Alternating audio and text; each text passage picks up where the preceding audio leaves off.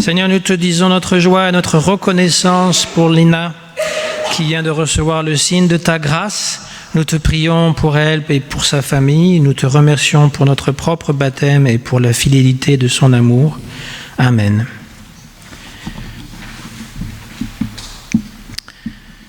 Voici maintenant le moment de lire le passage de l'Écriture. Nous prions juste avant pour que cette parole de l'Écriture devienne pour nous parole de vie. Père, nous pouvons t'appeler ainsi parce que tu nous as parlé, parce que des croyants nous ont transmis leur expérience et leurs témoignages. Parfois tu nous parais lointain, silencieux, mais nous avons entendu parler de toi et nous savons que nous sommes importants pour toi. Nous te remercions d'avoir comblé toi-même la distance qui nous sépare de toi en nous donnant Jésus-Christ. Tu nous l'as dit dans ce livre que nous appelons la Bible. Tu nous invites à redécouvrir le trésor que tu y as mis pour chacun de nous. Fais-nous maintenant cette grâce. Amen. Nous lirons un passage de la lettre aux Romains.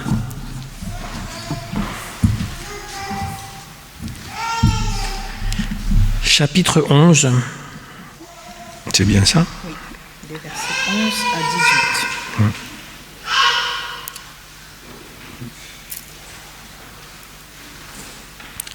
18. Versets 11 à 18, tu le rediras. Ici.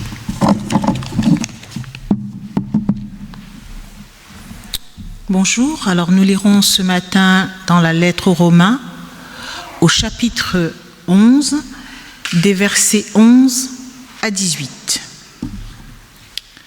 Je dis donc, est-ce pour tomber qu'ils ont bronché? Loin de là, mais par leur chute, le salut est devenu accessible aux païens afin qu'ils soient excités à la jalousie.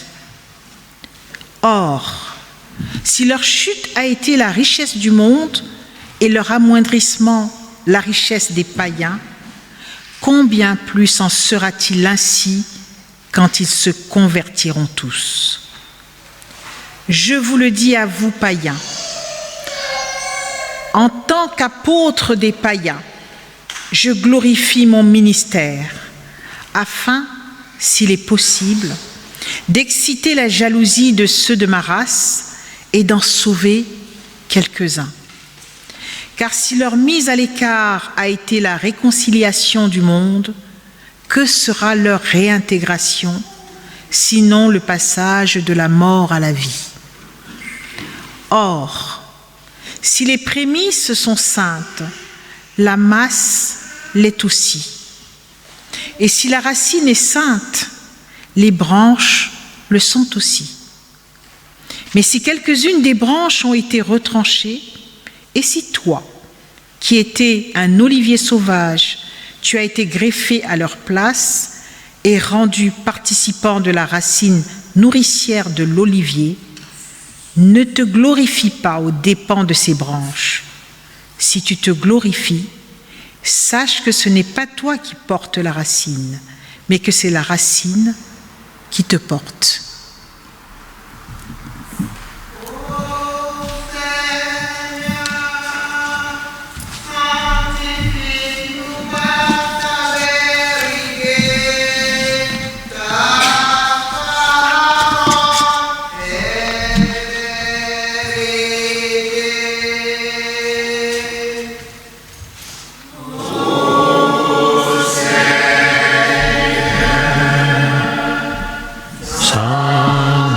Sanctifie-nous par ta vérité, ta parole est vérité.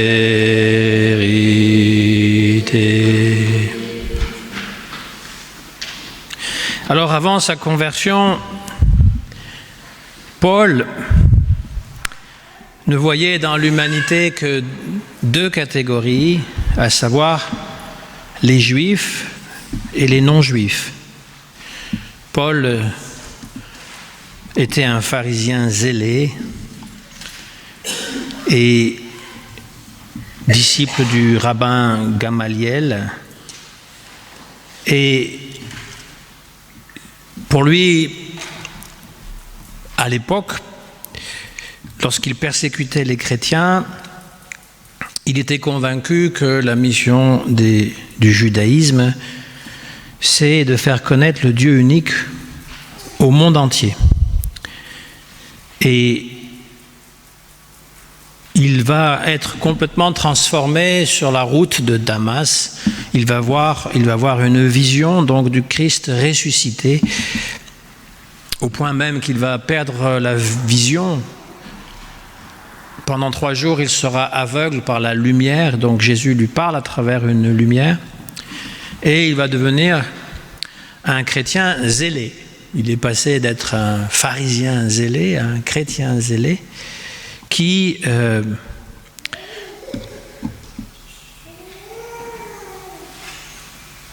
va souvent défendre donc sa mission du Christ, c'est ça sa mission, c'est d'annoncer le Christ partout, le Christ ressuscité,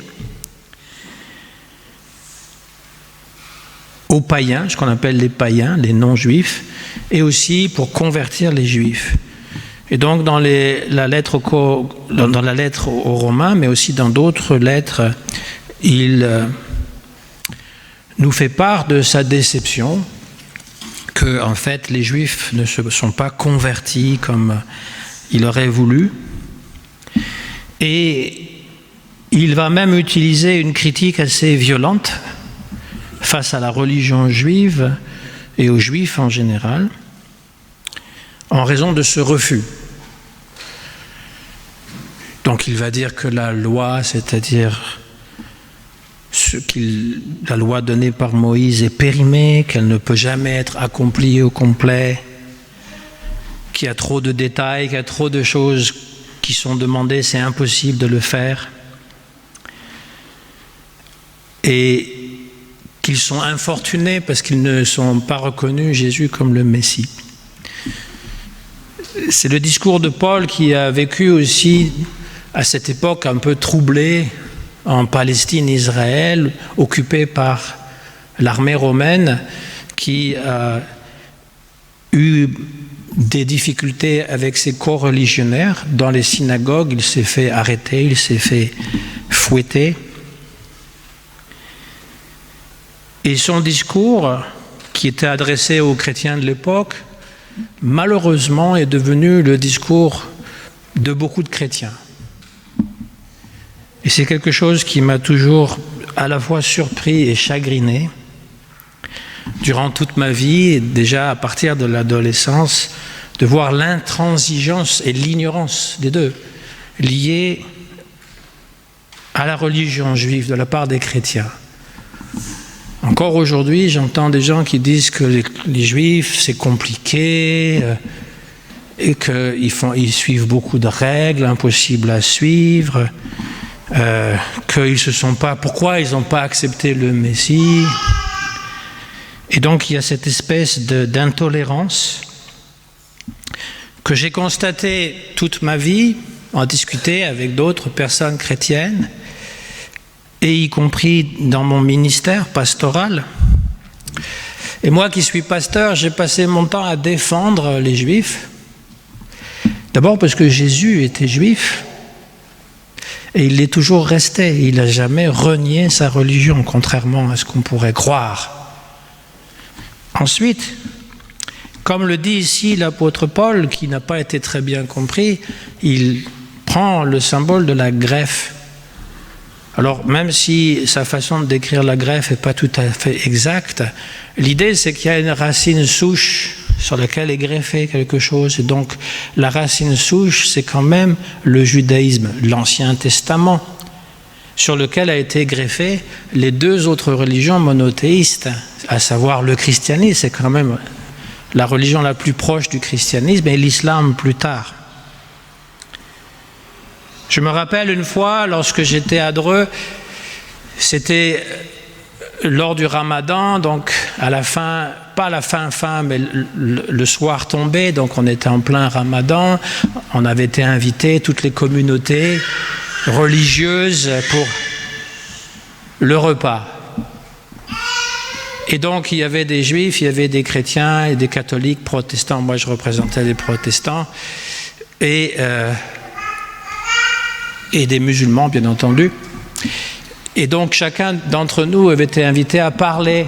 Donc il y avait l'évêque de Chartres qui était là avec l'abbé, etc. Bon, voilà. Et puis moi j'ai parlé, j'ai simplement dit en substance, bon je n'ai pas parlé très longtemps, que nous adorons le même Dieu, que en fait les trois religions monothéistes on adore le même Dieu. Et j'ai cité la confession de foi musulmane, la confession de foi juive, voilà. Alors les juifs et les musulmans, ils étaient ravis, ils m'ont serré la main, ils m'ont dit merci. Et puis le jour suivant, l'abbé, il m'a dit, l'évêque n'était pas du tout content. Qu'est-ce que tu as dit là? C'est pas du tout vrai. Nous n'avons pas le même Dieu. Alors la première des choses qui vient dans ma tête, c'est combien de dieux il y a dans le monothéisme? Si on n'a pas le même Dieu, combien de dieux il existe? Ou alors, pire encore, vous n'adorez pas le vrai Dieu, c'est une idole, c'est un faux Dieu. Mais ça veut dire que nous ne sommes pas capables d'accepter que Dieu peut se manifester ailleurs que dans notre civilisation, notre culture, notre façon de faire.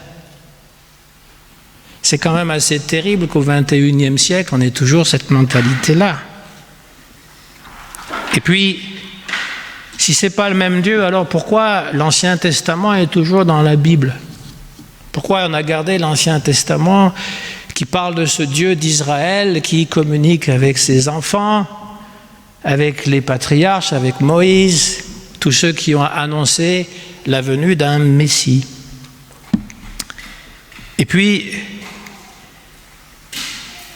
je me suis occupé d'une amitié judéo-chrétienne où il y avait des gens de qualité, vraiment des gens de très grande qualité intellectuelle, donc un chrétien, qu'il soit protestant, catholique ou orthodoxe. C'était dans le 12e, juste à côté. Métro Picpus, c'est juste à côté. Et des rabbins souvent très... Mais je voyais qu'aujourd'hui, c'est la réalité. Il y a 20-30 ans, ce genre de discussion intéressait beaucoup. Aujourd'hui, ça n'intéresse que les vieux, que les gens qui sont retraités. Et c'était un peu dommage de faire venir des têtes d'affiche, des gens qui sont quand même très connus, qui sont très intellectuels pour avoir... Alors, je n'ai rien contre les vieux, hein, c'est pas ça. C'est juste que c'est dommage que ça n'intéresse pas plus. Et pourtant, les préjugés restent les mêmes par rapport aux Juifs. Combien d'entre nous pensent que les Juifs, c'est des radins, c'est des gens qui ont plein d'argent, qui contrôlent la Banque mondiale, etc. Le nom de Rothschild vient souvent à l'esprit, parce que les Rothschild, c'est une famille qui finalement, avant la Seconde Guerre mondiale, en fait à la fin du 19e siècle, était dans toute l'Europe. Donc ils avaient des ramifications, et comme ils n'ont pas de pays vraiment attitrés, ils pouvaient faire des transactions intéressés et des prêts, et donc ça les a rendus très riches. Et ils le sont toujours. Ce n'est pas eux qui contrôlent la finance internationale, ça c'est un mythe. Tout comme le mythe propagé par les nazis que les Juifs veulent contrôler le monde entier. Les protocoles des sages de Sion, c'est un mythe, c'est un document forgé, faux, que les nazis ont inventé, que personne, aujourd'hui, il y a encore des personnes qui croient à ça. Et c'est quand même assez grave.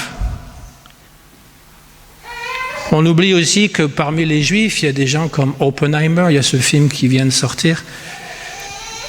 C'était pas juste le père de la bombe atomique, c'était aussi un intellectuel de haute portée. Einstein était juif aussi, Freud aussi était juif, il y a des gens quand même assez brillants, et la plupart des gens dans l'industrie cinématographique, comme Spielberg, sont juifs. On oublie souvent ça. À ceux qui n'ont pas vraiment une très grande connaissance, parce que les gens les plus fanatiques sont les gens qui ont très peu de connaissance de ce dont ils parlent, je vous invite à voir ce film.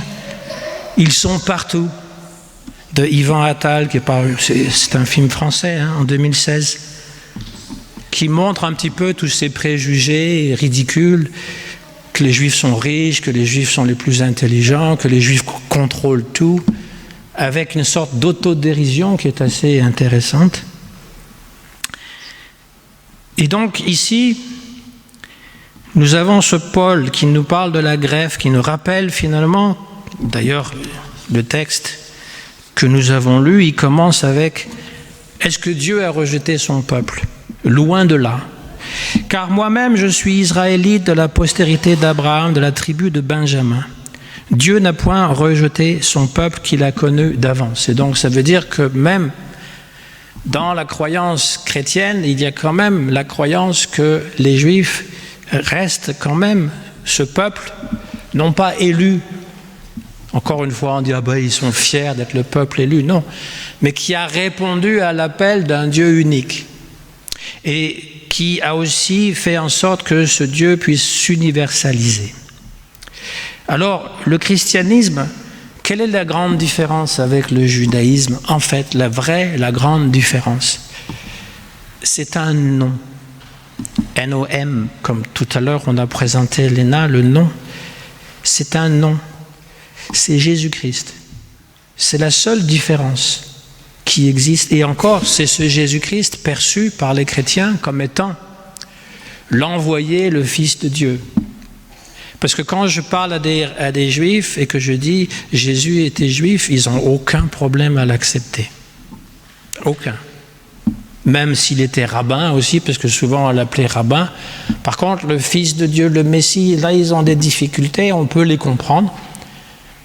Et on peut aussi s'étonner du fait que lorsque Paul dit « Je voudrais annoncer à mes frères juifs ce Jésus pour qu'ils deviennent jaloux, susciter la jalousie de nos œuvres », eh bien, personnellement, je trouve que les Juifs ne sont pas tellement jaloux des chrétiens, ils ont plutôt peur de nous parce que nous les avons persécutés pendant 2000 ans. Et j'ai honte de ça. Et pour l'Église et pour l'Évangile, je leur demande pardon, honnêtement. J'ai franchement honte du fait qu'on a persécuté ces pauvres gens qui nous ont rien fait, simplement en projetant sur eux tous les fantasmes et tout le bouc émissaire, c'est-à-dire que c'est eux qui sont responsables de tout le mal du monde, y compris de la mort de Jésus, alors que la plupart des gens qui étaient à Jérusalem, lorsqu'on a condamné Jésus, ne connaissaient même pas Jésus. Et donc c'est une erreur monumentale. Lorsque Paul dit, puisqu'on a baptisé, que le baptême, c'est pour ça qu'on n'utilise pas l'eau au complet, parce que l'eau, lorsqu'on était immergé dans l'eau, ça voulait dire qu'on mourait en Christ. C'est ce qu'il dit, Paul dit, le baptême c'est mourir en Christ pour renaître en Christ. C'est vivre l'expérience de l'ancien homme, qu'il appelle ça l'ancien homme pour l'homme nouveau, c'est-à-dire qu'on renaît. C'est vivre cette expérience mystique, pas fanatique. Évidemment, on ne va pas mettre l'enfant, on va le soutenir comme ça sous l'eau, on va lui tenir la tête jusqu'à ce qu'il commence à agiter les bras, que les parents commencent à paniquer. C'est pas ça l'idée. C'est pas une mort physique, c'est une mort spirituelle. C'est-à-dire que ce que le monde peut représenter à mes yeux n'est rien sans l'amour du Christ. C'est ça la grande différence. C'est ça la grande différence avec les autres religions, c'est que Christ est le médiateur et qu'à travers lui, il est facile d'aller au Père. Le Dieu qui est tellement lointain pour beaucoup de gens est devenu un Père bien-aimant, un Père proche à qui on peut parler, à qui on peut s'adresser. Et grâce à Jésus, nous avons cet intermédiaire. Pas besoin, les catholiques ils vont avoir d'autres intermédiaires, pour les protestants, pas besoin d'avoir d'autres intermédiaires que Christ seul. Ce n'est pas une question de se sentir supérieur ou dire qu'on est les meilleurs, ça n'a rien à voir. C'est simplement pour dire que cela suffit. Christ seul, et même on peut s'adresser directement à Dieu comme on le fait avec le Notre Père, que Jésus nous a appris. On s'adresse directement à lui. Et ça, c'est un privilège. Les Juifs aussi s'adressent directement à Dieu, bien entendu. Nous avons beaucoup plus de choses en commun avec ces gens-là que de différences en réalité. Mais il suffit que nous nous comportions vraiment comme Jésus s'est comporté pour qu'ils vont avoir le cœur qui vont peut-être se transformer comme le nôtre peut se transformer. Parce que si vous voulez convertir quelqu'un, il faut que vous-même vous soyez convertis. Il faut que vous-même, ça représente quelque chose d'assez important pour vous dire « c'est toute ma vie ». Rien ne nous séparera de l'amour de Christ, ni la mort, ni la vie, ni les malheurs, ni le temps qu'il peut faire, ni tout ce qui pourrait nous séparer normalement nous séparera de l'amour du Christ. Voilà ce que Paul aussi dit, donc il a beaucoup de choses à dire. Et j'en reviens toujours à cela parce qu'on parle toujours de foi, avoir la foi et perdre la foi. Il y a des gens qui disent qu'ils ont perdu la foi. Comme on perd ses clés, on les a égarées, on a perdu la foi, on ne sait pas où elle est passée. On ne croit plus en un Dieu bienveillant, c'est ça qu'on veut dire. Les gens qui perdent la foi, c'est parce qu'ils sont sous la désillusion. Ils ont vécu un épisode dramatique où il y a eu quelque chose dans leur vie, une non-réponse à leur prière, et donc ils ont perdu la foi.